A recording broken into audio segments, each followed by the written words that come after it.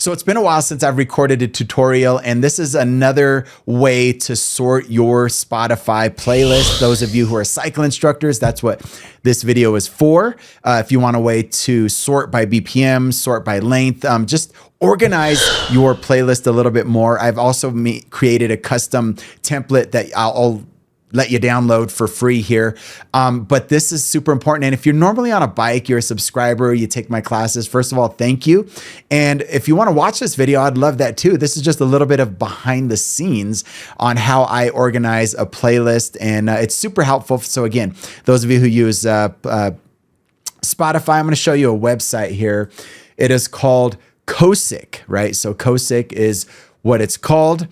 And Cosic is pretty amazing. You can log in with Spotify, much like the other video that I have. I'll link the other one. This one is a lot better though. I just got to tell you, this does a little bit more, and I'll tell you why here in a second. But I'll log in with my credentials. Now you can use this for free, or you can donate, I think $5 a month or $25 for the year and not have any ads pop up. I went ahead and did that, only not that I mind ads, but it just, I want to support the creator of this because it really saves me a lot of time. Now, here are all my playlists, right? And I recently did a playlist with Linkin Park and David Guetta.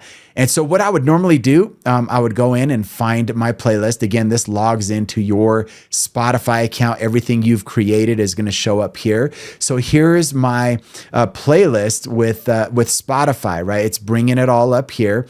And you'll notice across the top, it has the amount of songs, the song title, the artist, the popularity, right? I'm not sure how they rate that, maybe off of streams. The BPMs, which is super helpful, genres, parental genres, album date, time, danceability. There's so much, like too much information on here, to be quite honest with you. But here's how I use it.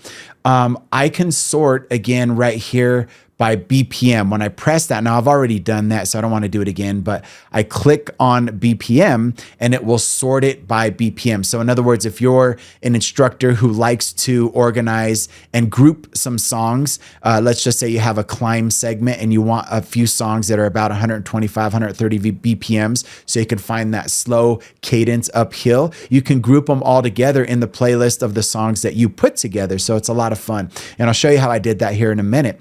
But you click BPM there. Now you can also slide over and click on time, so you can organize by time. Let's just say that you want to know which songs are shorter, which songs are longer. Let's just say you need a longer song, such as this first song here that is about 6 minutes.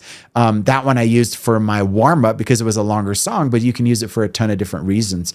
So there you can do that as well. Again, those are probably the two main reasons why you would want to sort and organize.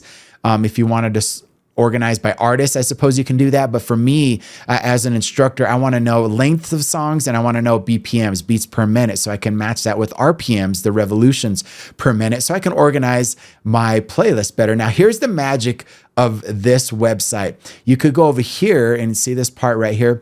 You can save as a new playlist. So it will literally save a whole brand new playlist based off of what you organized it or how you organized it, the buttons that you push, whether you sorted by BPM or you sorted by length, however you did it, it'll save a new one. So it's not going to interfere with your original playlist in your Spotify setup, right? Now you can also, now here's the difference. Here's the game changer, at least for me. When I click export to CSV, it's going to give me the opportunity to download this as an Excel spreadsheet. Come on, that is amazing. All right. So knowing that I can download it as an Excel spreadsheet, here's how I'm going to use that now. So let me show you another screen here. All right. So when you open it up the first time, it looks crazy. It's all the information here. Again, too much information. So what I'll do again, and hopefully you're a little bit familiar with Excel. If you're not, I'll show you just a little bit here. I don't want popularity. I don't really care about that. So I'm going to click on D. I'm going to right click and then delete that. Okay. I don't really care about the genre, about the parent, guardian, not even the album.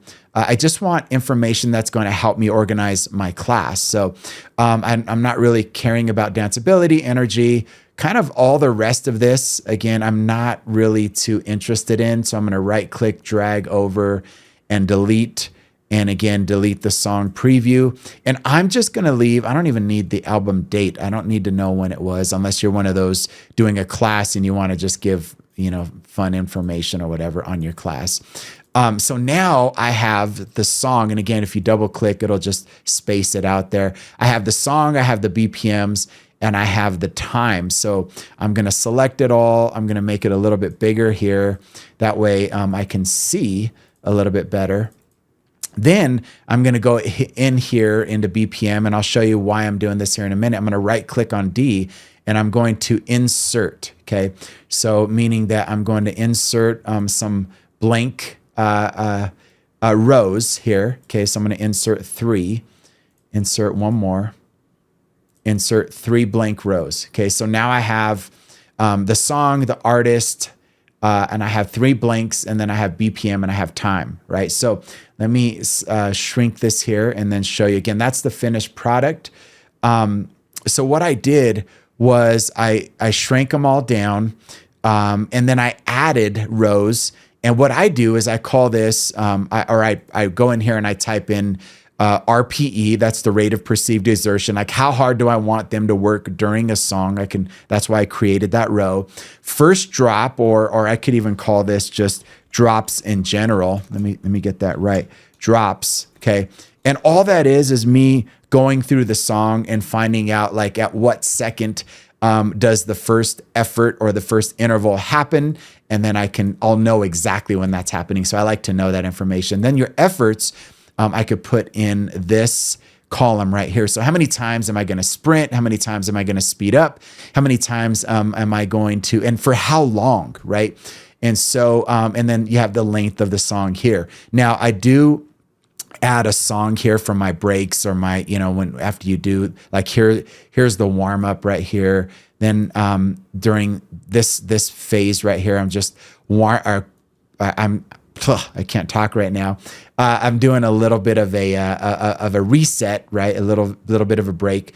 And then this next one's going to be a progressive cadence, right? So all that to say is I can sort it. I can add colors. Now, if you want me to create another video where I show you how to do all this, show you how to use Excel, I can do that for you. But this really helps me, again, understand this is the title.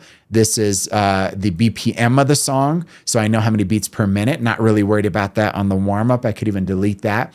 Rate of perceived exertion. I want to start out at a 3, maybe end up at a 6, not get too heavy at the beginning. And here are the drops in the song. At 46 seconds in, I'm going to do a 15-second push. Then at 2 minutes in, I'm going to do a 90. And at 4 minutes and 37 seconds in, I'm going to do another 90 push, making for a 6-minute song.